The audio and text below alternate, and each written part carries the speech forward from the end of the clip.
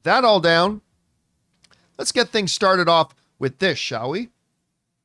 You guys might remember that Warner Brothers made what Borderlands has taught us was the right decision in pulling the plug on the Batgirl movie.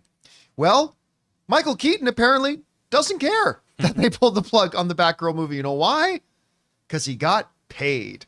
This comes us from the folks over at IndieWire and said the following.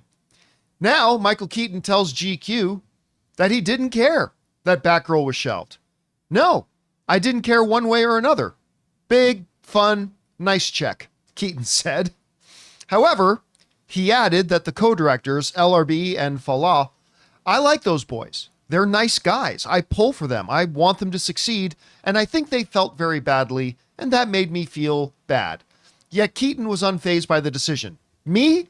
Keaton said with GQ, noting that he shrugged. I'm good. So now, of course, back when Warner Brothers decided to pull the plug on Batgirl, I remember Rob and I were both talking before that decision was made that, first of all, there was a lot of reports out there that the movie was an unmitigated disaster. Rob and I both talked about how we had heard from people specifically close to the production that it was in very, very, very rough shape. And at the end of the day, Warner Brothers decided, you know what? It's just better for us financially to just pull the plug on the project. Now, it's important to note, as Michael Keaton points out, everybody got paid. Like, it's not like they pulled the plug on the movie, you know, after they finished shooting and they stiffed everybody their paychecks. You know, everybody got paid. Everybody got given what they were owed, that sort of thing. But they just decided, you know what? This is just going to hurt our brand more than anything else. It's not going to make us any money, and we'll be better off financially if we just take a tax write-off on it. And they made this decision to pull the plug. And again, I have specifically heard from some people after seeing Borderlands and what's going on with that. It's like, you know what? I didn't like Warner Brothers' decision to pull the plug on Batgirl, but now I'm starting to see why they did it. Now, with Michael Keaton, I don't want anybody to think he's heartless. I mean, this was his movie he was going to be in. But I remember the great Michael Douglas in the same day that I accidentally left Robert De Niro hanging.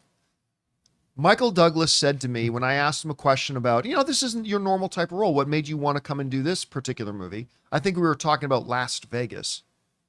It was Las Vegas. Right, that's what it was. And Michael Douglas said to me, hey, look, I'm an actor for hire. This is my job. This is my career. If somebody has needs of my services and I can fulfill those needs with my services and you pay me for them, that's my gig. That's my job. That's why I do it. Which was a refreshingly honest answer. And it reminds me a lot to hear of what Michael Keaton is saying. It's like, hey, did I care that they pulled the plug? No. Why would Keaton say that? Because he got hired to do a job. He went, he did the job, he got paid for his job, and then he went home. And it made no difference to him about whether that movie that he already did the work on and got paid for, made no difference to him whether or not it got into theaters. Now, of course, it could affect other people different ways. That's why he said specifically, like, hey, the directors, they put their heart and soul into it. I felt bad for them. Absolutely. They felt bad, so I felt bad for them. I don't personally care, but I care that they cared. But I just thought it was a kind of a refreshing, honest kind of assessment of the situation by Michael Douglas or by Michael Keaton. Now, Chris, you are in a unique position in this room that you are a performer. You perform for you. You are like what Michael Douglas says. You are an actor for hire. And often like Batgirl, quite cut. Quite usually. I'm usually cut from the project. That you're in.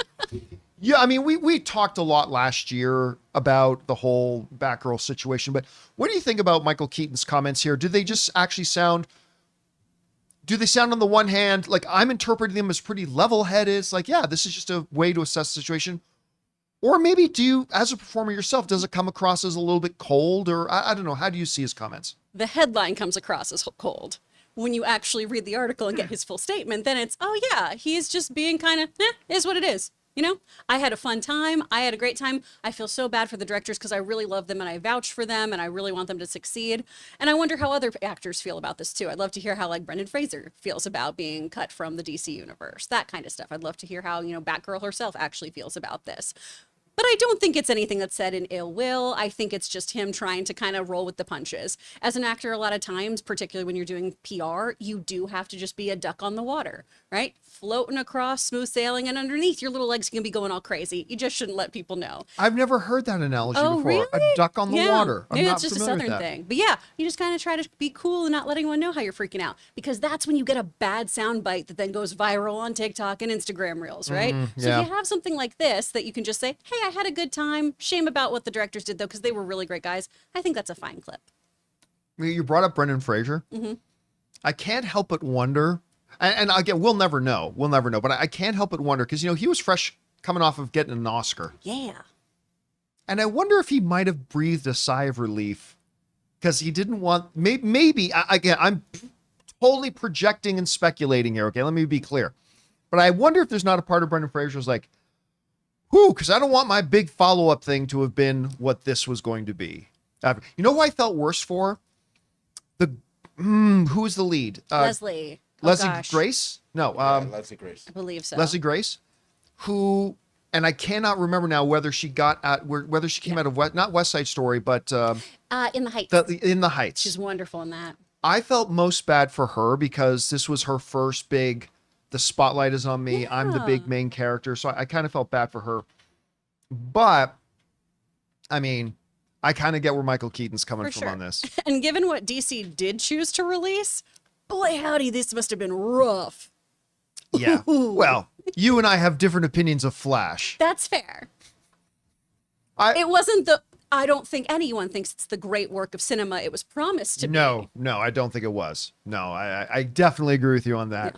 You know what? And Blue, it's too bad too, because Blue Beetle wasn't a bad little movie, Blue Beetle's delightful. but the damage was done. Yeah. Nobody went to go see these films. We want to thank a sponsor of today's episode, Hungryroot. Guys, you know me, I like things that make my life easier, especially things that make it easier for me to eat healthy and eat well, and certainly more effectively than trying to order from food delivery services. Hungryroot is the easiest way to eat healthy. They send you fresh, high-quality groceries, simple, delicious recipes, and essential supplements. It's like having someone else do all the planning and shopping so you don't even have to think about it. Hungryroot gets to know your personal health goals, dietary restrictions, favorite foods, how much time you want to spend cooking, and more. Then they build you a personalized cart with all your grocery needs for the week, including easy 4-ingredient recipes to put those groceries to use. Each order is fully customizable so you can take their suggestions or choose anything you want. They've got fresh produce, high-quality meat and seafood, healthy snacks, smoothies, sweets, ready-to-eat meals, kids snacks and meals, vitamins and supplements, and much more. Everything from Hungryroot follows a simple standard. It's got to taste good, be quick to make, and contain whole, trusted ingredients. Right now, Hungryroot is offering the John Campea Show listeners 40% off your first delivery and free veggies for life. Just go to hungryroot.com/Campea to get 40% off your first delivery and get your free veggies. That's hungryroot.com/Campea. Don't forget to use our link so that they know we sent